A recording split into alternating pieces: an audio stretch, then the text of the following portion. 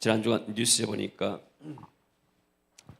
한 27세 청년이 인도 사람인데 자기 부모를 고소를 했습니다.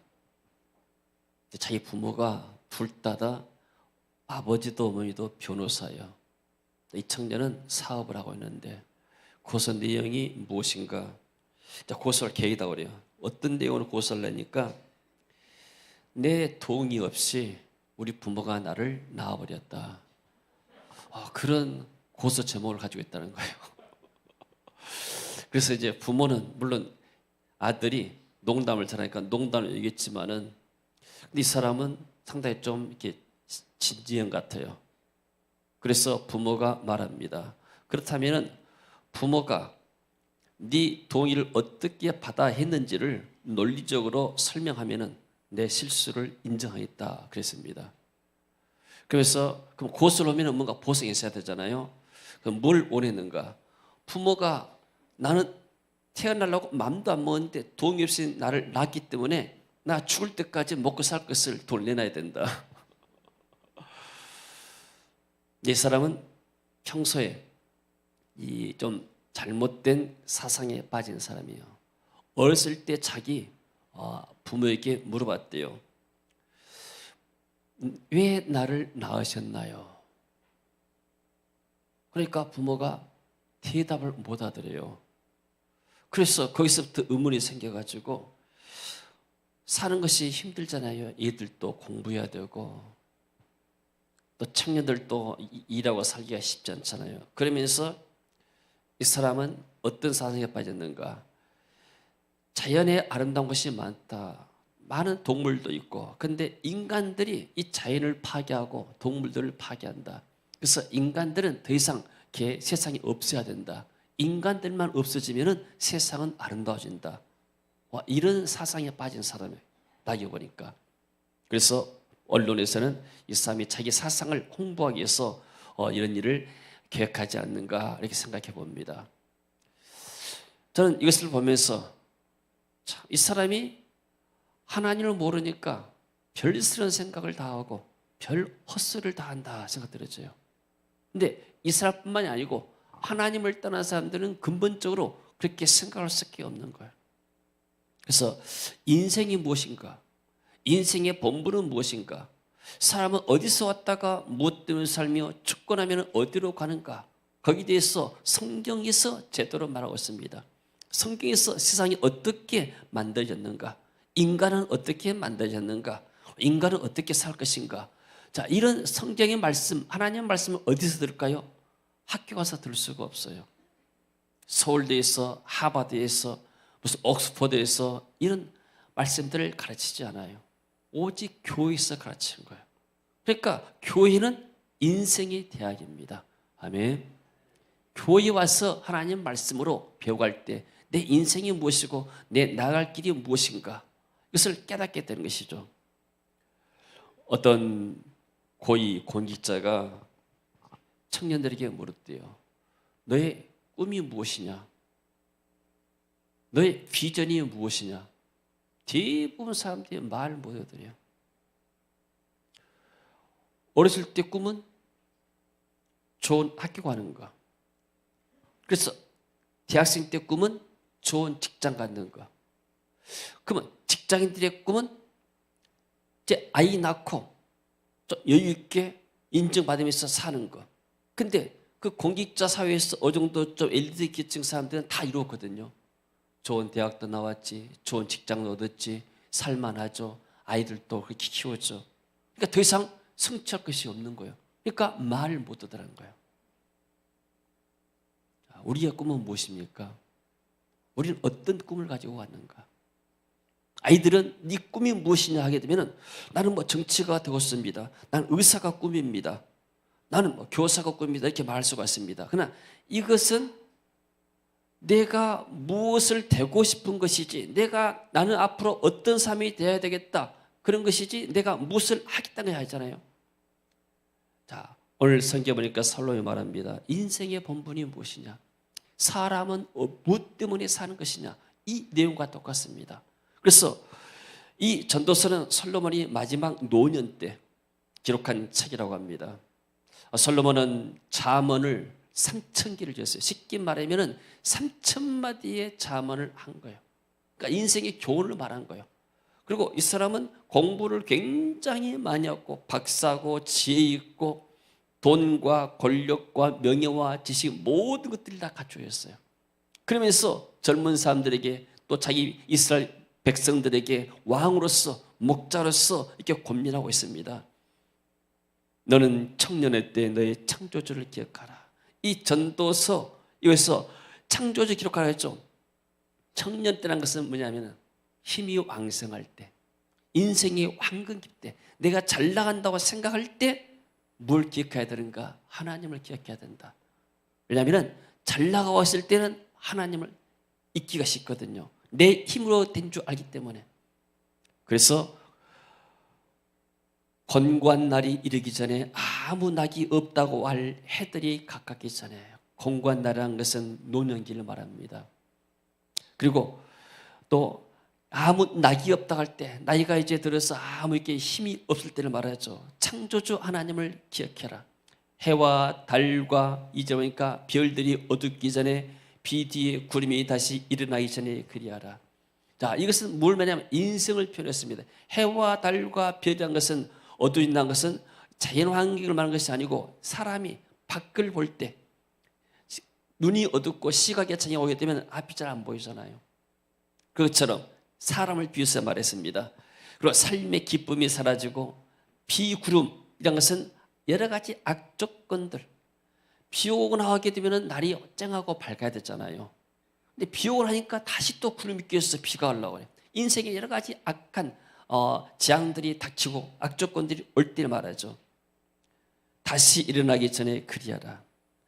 자, 사람들은, 철학자들이 많이 연구를 하고 또 과학자들, 의사들이 많이 연구를 했습니다. 어떻게 하면 오래 살고 어떻게 하면 죽지 않고 살 것인가?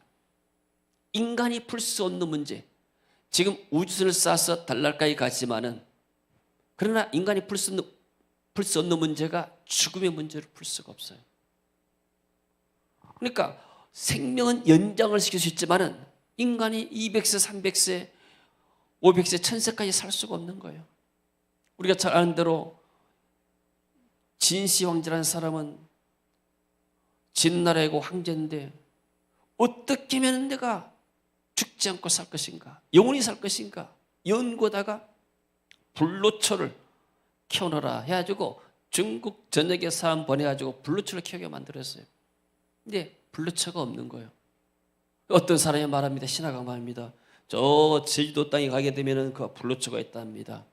그래서 내게 사람과 돈을 주게 되면 제가 제주도 가가지고, 제주도 확신이 났지만은 제주도 가서 제가 불로초를 구해다 주겠습니다. 돈을 많이 받아주고 왔는데 나타나지 않아 그랬어요. 기다리다 안 오니까 이 진성제가 뭘 생각했는가? 그러면 내가 죽으면 피할 수가 없구나. 그럼 죽고 나서도 내가 내 이용을 나타내면서 살 수 있는 것이 지하에다가 왕국을 만들어야 되겠다. 죽으면 내가 거기서 왕으로 돼야 되겠다. 그래서 시안에 가게 되면 병마요라는 게 있어요.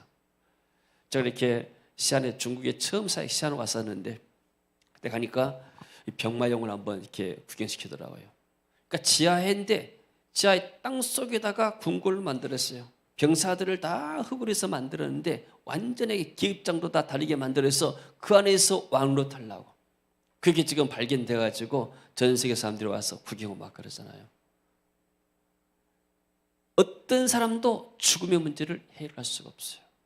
그러나 오직 성경에서만이 인간의 죽음의 문제와 영원한 문제를 해결한 줄로 믿습니다.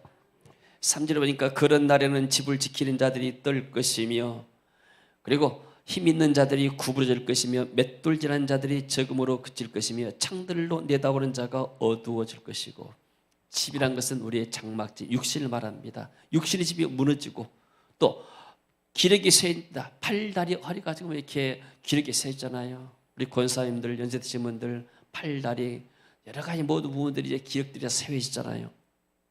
그리고 힘 있는 자들, 여기서 다리에 힘이 사라지죠.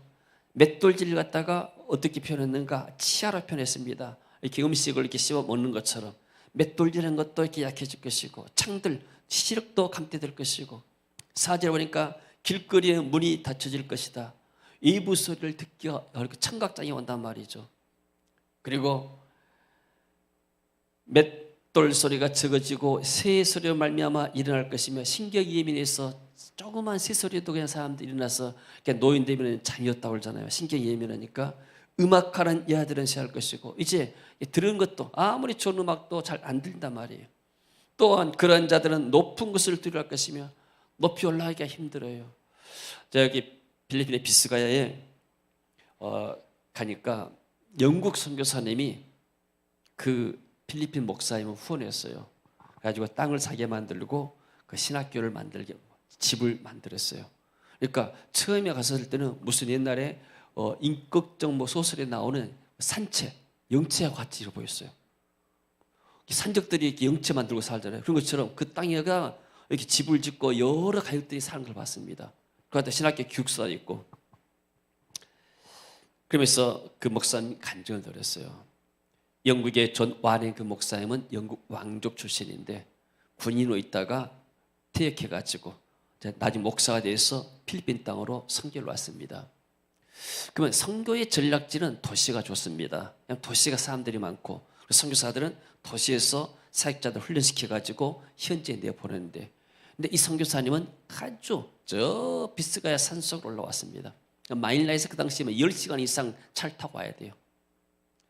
근데 와서 이분은 계속 산에 다니면서 가서 자고 거기서 같이 음식 먹으면서 복음을 전했어요. 그리고 이제 자기 가족도 있고 자녀도 있지만 마지막에 이제 자기의 전 유산을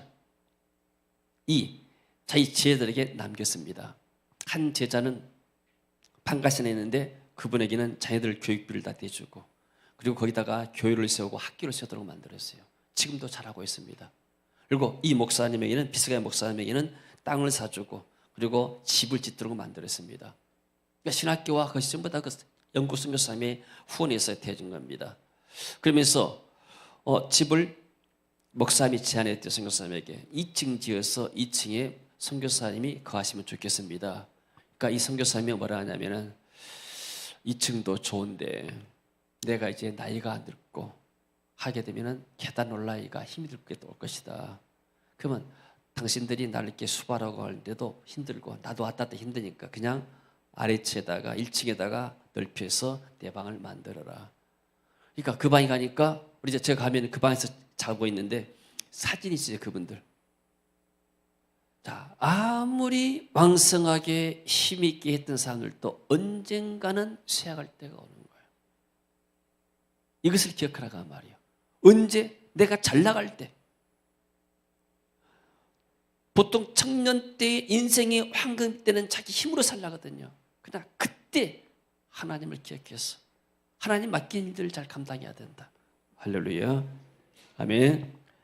또한 그런 자들은 높은 곳을 두려워한다고 그랬죠. 2층 올라가기 또 계단 올라가기 힘이 들잖아요.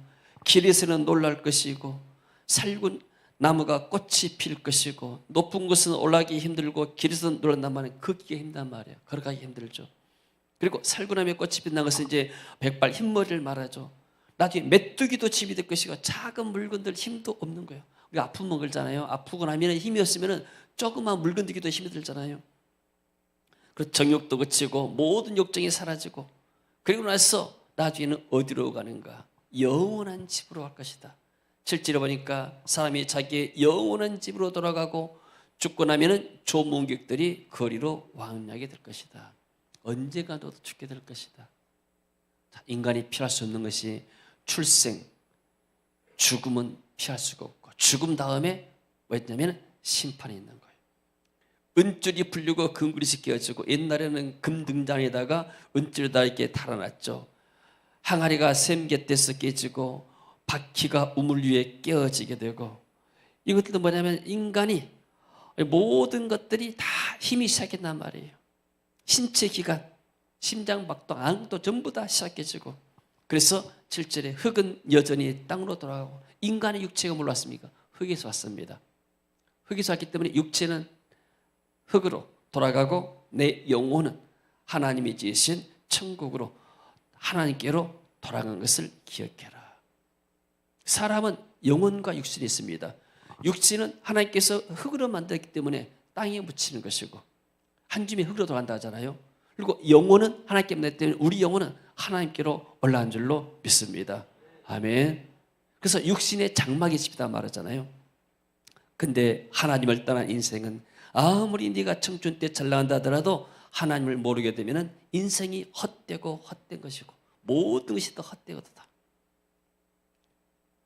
그래서 전도자가 나는 지혜가 있는 삶에서 내 백성들을 가르치지 않느냐, 또 많이 깊이 연구하고 잠언을 많이 지었고 어떻게 하면 우리 백성들이 하나님을 잘 경외하고 이 땅에서 승리하는 삶을 살 것인가. 그래서 힘써 아름다운 말들을 구하였고 진리의 말씀들을 정직하게 기록했다.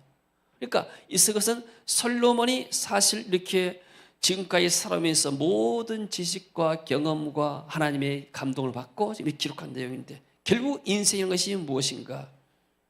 14절에 이의 결국을 다 들었으니 하나님을 경외하고 그의 명령을 지킬지어다. 이것이 모든 사람의 본분이다 그랬습니다. 하나님을 경외하는 것, 하나님을 경외하고 하나님 예배하는 삶을 사는 것. 오늘 또 우리가 이렇게 하나님 앞에 예배를 드리잖아요. 하나님을 경외하는 것, 이것이 우리 인생의 본분이다. 할렐루야. 그리고 그의 명령을 지키는 것이다. 하나님의 명령, 하나님께서 우리에게 맡긴 일이 무엇인가? 하나님 우리에게 뭘 맡겼을까요? 창세기 1장 27절 28절에 보니까 하나님이 우리 인간을 하나님의 형상대로 만들었습니다. 그래서 그들에게 복을 주셨죠. 생육하고 번성하여 땅에 충만하라, 땅을 정복하라. 그러니까 구약 시대는 이스라엘 민족들이 번성하는 것이 하나님의 계획이었습니다. 그래서 땅을 정복하라고 했죠. 그런데 신약 시대에 와서는 예수님이 이 모든 죄 문제를 해결하시고 부활하시고 나서 제자들에게 어떤 말씀을 했었는가? 바로 이 말씀이었으면 가서 너희는 가서 모든 족속으로 제자를 삼아라. 그러니까 이것은 쉽게 말해 지상 명령이고 창세기 1장 28절은 문화적인 명령이라고 말합니다. 쉽게 말해 어떤 세상의 문화를 이끌어갈 것인가? 그러나 이제 새로운 시대는 예수님은 부활하기 직전에, 부활해서 승천하기 직전에 가서 모든 족속으로 제자를 삼아라. 자, 그러면은 우리는 어떻게 할 것인가? 우리가 지난 주간에 마태복음 25장의 달란트 비유에서 충성에 대해서 우리가 말씀을 드렸습니다. 1달란트, 2달란트, 5달란트. 그래서 2달란트, 5달란트 받은 사람들은 2개, 5개를 남겼어요. 100%로 과업을 안수했습니다. 한 달 된 사람들은 땅에 묵혀뒀죠. 그래서 마태복음 25장에서는 마지막 때 3가지를 말합니다. 첫 번째는 열정에 비해서 기름 부음 받고 은혜 받아라. 두 번째는 맡긴 일에 충성을 다해라. 그러면 우리가 하나님의 뜻을 행하는데, 하나님의 명령을 행하는데, 예수님께서 모든 족속을 지자 삼으라 했는데 과연 구체적으로 어떻게 해야 될 것인가? 자, 마태복음 25장 31절에 봅니다. 자, 인자가 자기 영광으로 모든 천사와 함께 올 때 자기 영광의 보좌에 앉으리니 모든 민족을 그 앞에 모으고 각각 구분하기를 목자가 양과 염소를 구분한 것 같이 양은 오른편에 염소는 왼편에 두리라. 자, 예수님께서 재림하시고 심판의 보좌에 앉으실 때 양과 염소, 양은 성도를 말하고 염소는 쉽게 말해서 이렇게 하나님 앞에서 은혜 받지 못한 사람들, 하나님의 뜻대로 하지 아니한 사람들을 말하게 되죠. 그래서 이 양들을 구분한다고 했습니다. 그때 사임사들의 임금이 그 오른편에 있는 자들에게 이르시되 내 아버지께 복을 받을 자들이여 나와 창세로부터 너희를 위하여 예비된 나라를 상속받으라. 내가 줄일 때 너희가 먹을 것을 주었고 목마를 때 마시게 하였고 나그네 됐을 때 영접하였고 헐벗을 때 옷을 입혔고 병들었을 때 돌보았고 옥에 갇혔을 때 와서 보았다. 아니 주님, 우리가 그런 적이 없는데요. 그때 이 작은 수호자가 한 것이 내 것이다. 근데 반면에 똑같은 사람들이 있는데 왼편에 있는 사람들에게 말하죠. 41절에 또 비는 자들 이르시되 저주를 받은 자들아 나를 떠나 마귀와 그의 사자를 위하여 예비된 영영한 불에 들어가라. 내가 줄일 때 너희가 먹을 것을 주지 아니었고 목마를 때 마시게 하지 아니었고 낙뢰됐을 때 영접하지 아니었고 헐벗을 때 옷 입히지 아니었고 병들었을 때 옥에 갇혔을 때 돌아보지 아니하였다. 그들도 대답했되 주여 우리가 어느 때 주께서 주신 것이나 목마르신 것이나 낙뢰신 것이나 헐벗은 것이나 병드신 것이나 옥에 갇힌 것을 보고 공양하지 않았습니까? 인기에 말하죠. 내가 진실로 너에게 이르노니 이 작은 자에게 하지 아니한 것이 내게 하지 아니한 것이다. 자, 예수님은 어떤 삶을 사셨을까, 여러분들? 자, 예수님은 이 땅 오셔서 어떤 삶을 사셨을까? 이 두 편에서 예수님은 정말로 죄 때문에 고통당한 사람들, 가난과 질병과 구습과 모든 것에 고통당하는 이런 사람들이 오셔서 그들에게 복음의 말씀을 증거하고 그들의 가장 근본적인 문제, 언제 문제, 죄악의 문제를 십자가에서 해결했잖아요. 그러니까 예수님은 그야말로 낮고 가난한 사람들을 돕기 위해서 그 사람들을 구조하기 위해서 오신 거예요. 그러니까 마음이 상한 자, 눌린 자, 갇힌 자 이런 사람에서 예수 오셨잖아요. 그럼 교회는 무엇을 해야 되는가?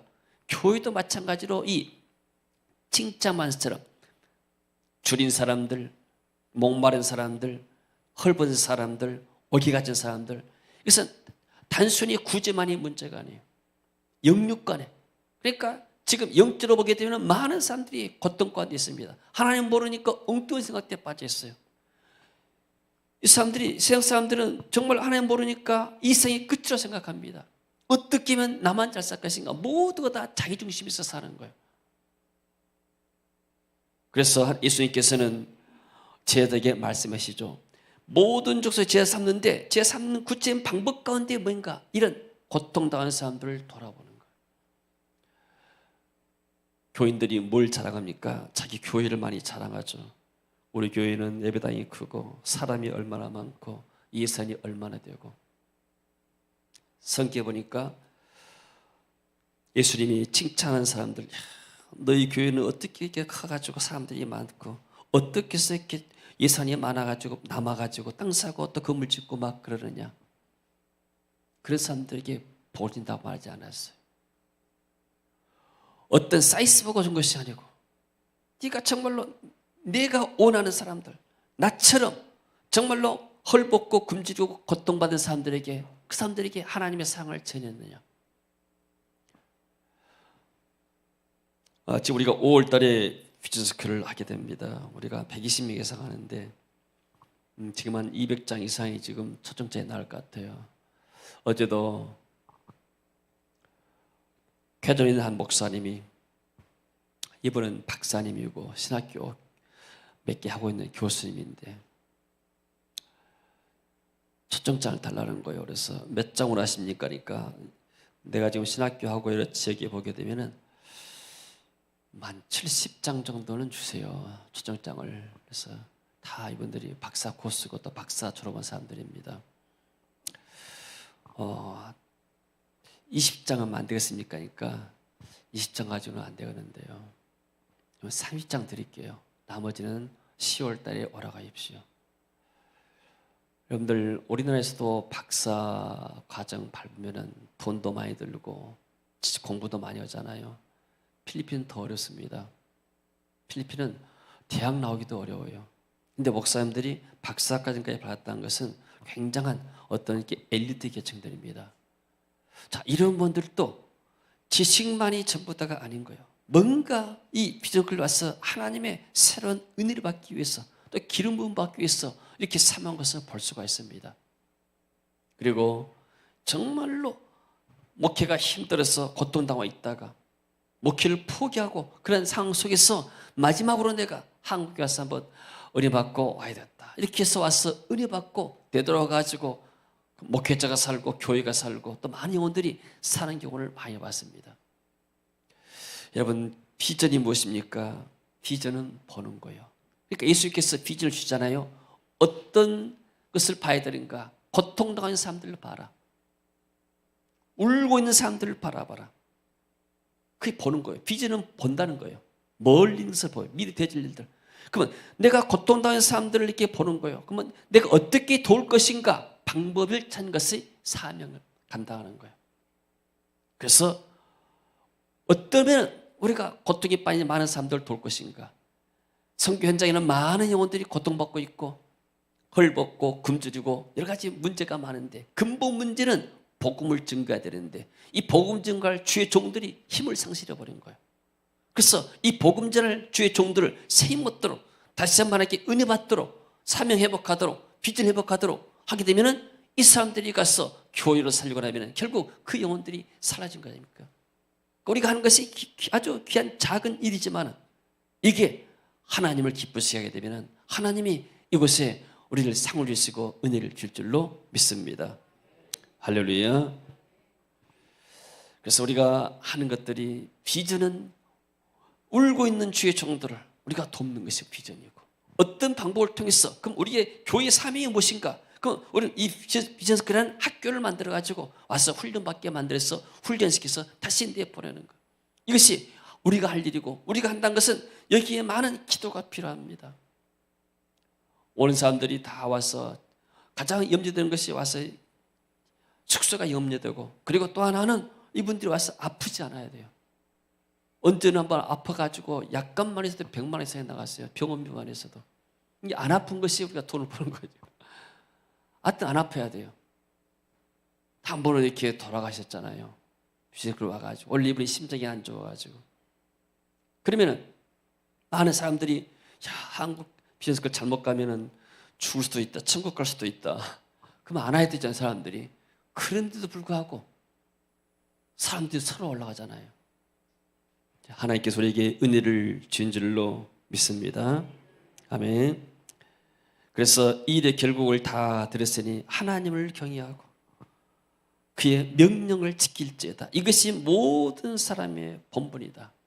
하나님은 지금도 일하고 계십니다. 어떤 사람을 통해서 하나님의 비전 받은 사람들, 사명 받은 사람을 통해서 일하기로 하시고 그리고 하나님의 관심이 어디에 있는가 잘 나가는 사람들 그런 사람이 있는 것이 아니고 정말로 구원받아야 할 사람들 선교 현장에 고통받고 있는 사람들 또 우리 한국의 현장도 고통받고 있는 사람들이 많습니다. 텔레비를 잠깐 봤는데 30살 먹은 이 싱글맘 같아요. 남편이 없는 것 같더라고요. 애기를 키우는데 병원 가야 되는데 돈이 없는 거예요. 그래서 대부업체를 찾아갔어요. 30만 원 빌리면 50만 원을 갚아야 돼. 3052라고 하더라고. 50만 원, 5080, 50만 원을 빌리면 80만 원 한 달에 갚아야 돼. 돈이 없으니까 30만 원을 빌렸어요. 못 갚았어요. 그것이 눈등이 불어나니까 다 어떻게서 막 가서 팥줄 보고 뭐고 해서 갚았는데 원금이 또 남았어요. 다 갖고 나서 이제 안 해왔다는데 다시 또 고통스러운 어려운 일이 닥치는 거예요. 그러니까 또 그 사람을 찾아간 거예요. 디브업체 사람들이 뭐라 하는가? 이런 돈을 빌리면은 집에 있는 모든 것들까지 다 우리가 갖고 올 수 있습니다. 그런 거 알고서도 어쩔 수 없이 그렇게 고통스러운 사람이 있더라고요. 여러분, 우리는 정말로 내 자신에 대한 관심 갖습니다. 사람들은 근본적으로 자기 자신 이기적이에요. 그러나 우리가 좀만 눈을 돌려서 딴 데 보게 되면 한국에도 이런 사람들이 많은데 선교 현장 얼마나 고통스러움이 많겠습니까? 그러면 우리가 그 사람들을 돈으로 도할 수가 없어요. 우리가 외국에서 오신 분들 우리가 차비를 안 주잖아요. 또 우리가 지원하지도 않잖아요. 이분들이 와가지고 하나님 앞에 나와서 이분들이 새 먹고 하나님 만나고 길을 찾고 나면은 이분들이 통해서 그런 헐벗고 금주는 사람들이 고통 가운데서 해방된 줄로 믿습니다. 교회의 사명은 정말로 울고 있는 많은 고통받는 사람들을 도와주는 거예요. 왜 한국 교회가 욕을 먹습니까? 대부분 다 큰 교회들이에요. 교세 자랑하고 빌딩 자랑하고 사람 자랑하고 사람들이 외면하는 거예요. 초대교회 성도들은 그렇게 하지 않았어요. 한국교회도 그러지 않았어요. 정말로 교회가 하나님 맡겨진 이 고통받는 사람들을 위해서 영혼을 위해서 기도하고 전도하고 그들을 돕고 또 선교 현장 가서 돕고 할 때 역사들이 일어난 줄로 믿습니다. 우리나라가 이렇게 복받은 이유가 무엇입니까? 미국, 캐나다, 영국의 선교사들이 우리나라에 왔어요. 120년, 30년 전에. 그 당시에는 전기도 없고 아무 문화적인 혜택이 없는데요. 처음일 때 배 타고 왔어요. 이분들은 목숨 걸고 온 거예요. 선생님 무엇 때문에? 자기 가족만 살고 자기 교회만 살고 민족만 살면 되지 왜 이 대한민국까지 왔을까요? 하나님이 보냈기 때문에. 할렐루야. 교회는 하나님 맡겨진 일들을 해야 되고 성도도 마찬가지로 우리가 하나님 맡긴 일을 하는 것이 그것이 우리의 인생의 본보이는 줄로 믿습니다. 옛날 우리 학교 다닐 때 국민교육 현장에 그런 말 있잖아요. 우리는 민족 중의 역사적 사명을 띠고 있다, 태어났다. 그걸 다 애월하게서 우리는 다 외웠어요. 우리 성도들은 하나님 나라의 역사적인 부흥을 위해서 하나님 나라의 부흥을 위해서 역사적인 사명을 띠고 태어난 줄로 믿습니다. 한번 더 합시다. 나는 하나님 나라의 부흥을 위해서 역사적인 사명을 띠고 이 땅에 태어났다.